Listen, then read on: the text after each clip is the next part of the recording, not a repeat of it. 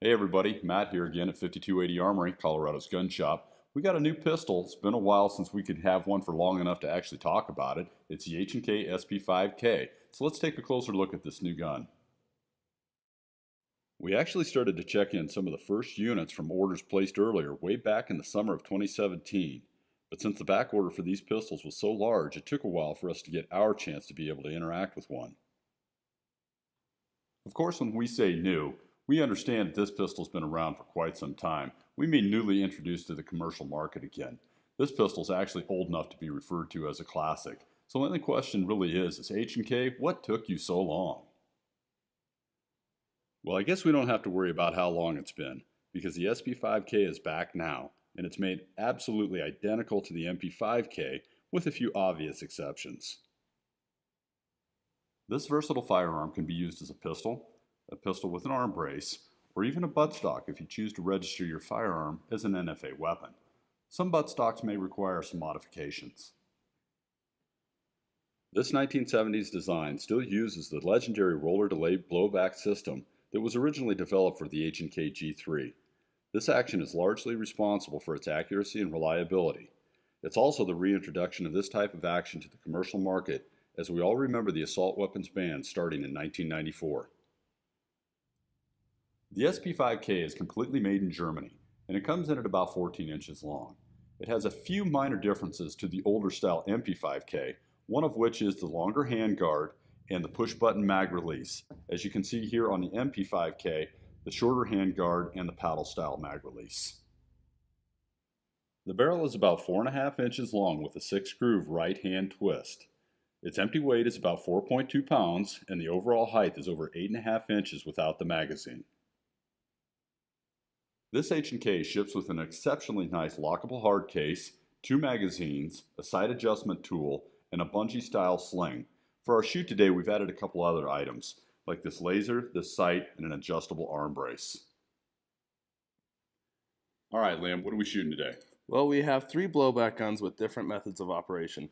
First, we brought back the Strybog, which is just your typical blowback 9mm. Then we have the Crisp Vector, which is a non-linear operating blowback system. And then we've got the H&K with the roller lock system, which is legendary.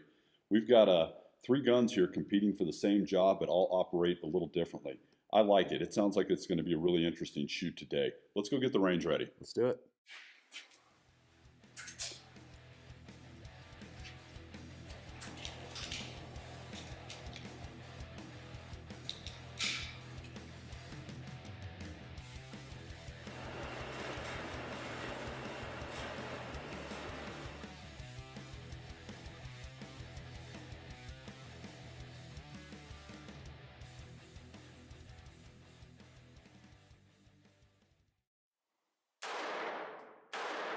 Let's start today's shoot off the bench rest. This will give us a pretty good idea of what the weapon's accuracy is. Next we're going to do what we call a mag dump. This will help me to get familiar with the trigger.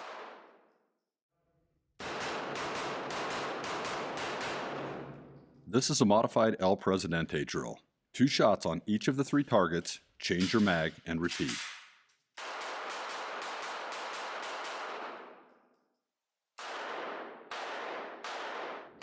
The low light drill is always a challenge, so I try to work that in as many times as I can.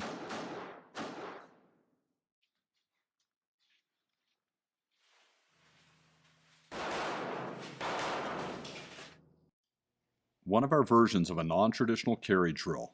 This one had a get to cover first component.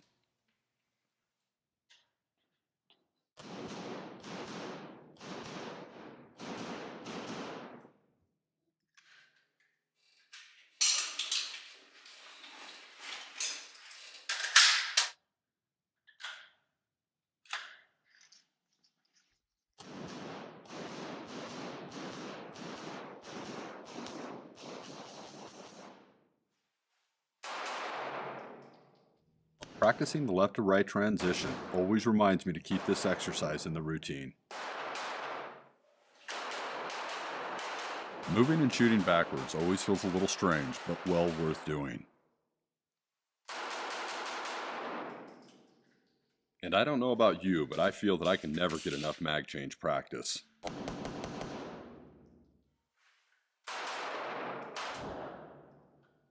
Transitioning from one weapon to another takes a lot of reps to obtain muscle memory.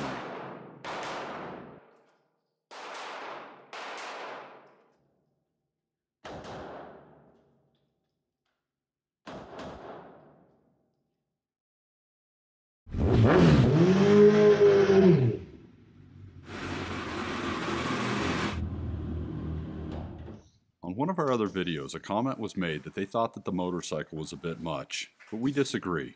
Defending yourself on the road is as likely as any other scenario.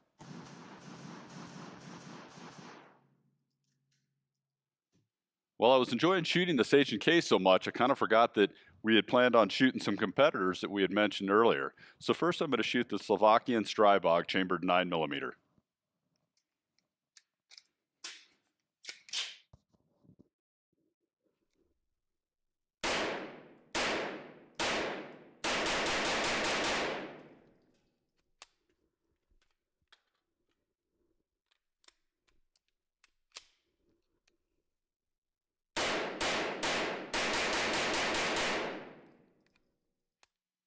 The more I shoot that Slovakian Strybog, the more I like it. Well, let's give the Chris Vector a shot.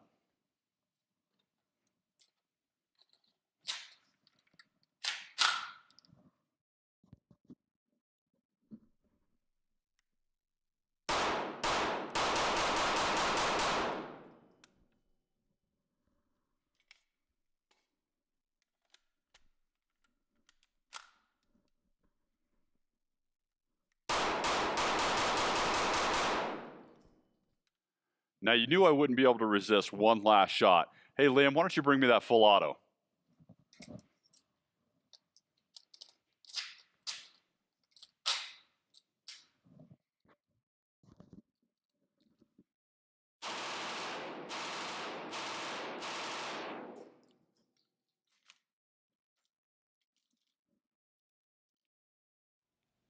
All three of the firearms we shot today, with the exception of the full auto, are pistols with arm braces on them, and they will function without the arm braces as well.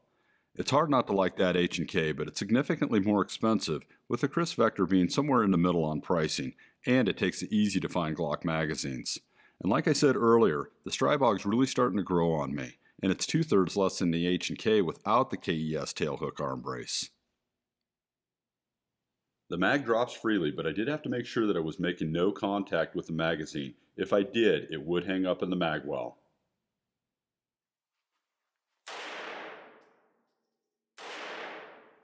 On this bench rest, we're going to slow down the pace and we're going to use some self-defense ammo. We'll try to get all the rounds to touch.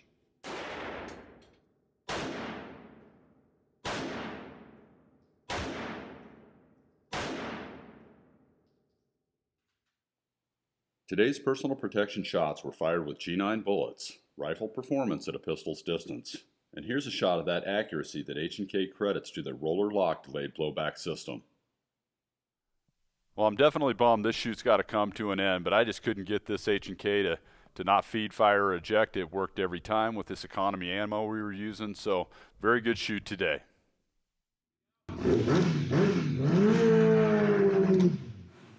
You know, since we have to put everything away anyway, maybe one last shot for the road.